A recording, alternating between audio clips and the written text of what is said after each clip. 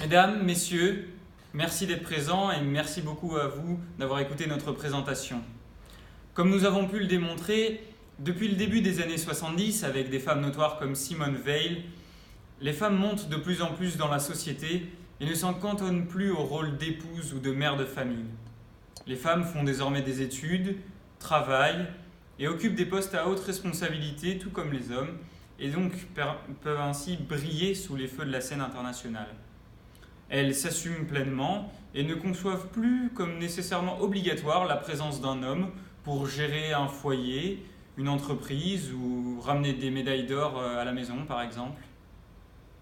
Les différences qui persistent entre hommes et femmes ont été forgées dans la société à travers les siècles par l'éducation et la culture. Par exemple, en inculquant aux jeunes filles de se cantonner à un rôle secondaire. Mais l'éducation change aujourd'hui.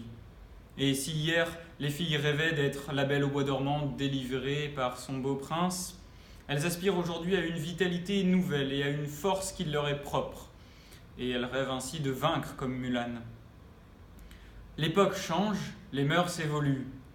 Et les femmes occupent de plus en plus le devant de la scène, que ce soit au niveau du leadership avec des politiciennes comme Oprah Winfrey ou des dirigeantes comme Melinda Gates, tant au niveau artistique avec des humoristes comme Blanche Gardin, des musiciennes comme Angèle, des photographes comme Charlotte Abraham, des actrices comme Nathalie Portman ou encore des auteurs comme J.K. Rowling. Tout le monde connaît ces noms. Dans chaque domaine, la montée des femmes permet aux deux sexes de mieux s'équilibrer, même si des inégalités persistent encore dans de nombreux secteurs, ne l'oublions pas. Un monde de femmes est donc la clé pour plus d'égalité, de paix et de solidarité. Merci. Et maintenant, si je vous demande de me citer une personne qui vous inspire, quelle sera-t-elle ?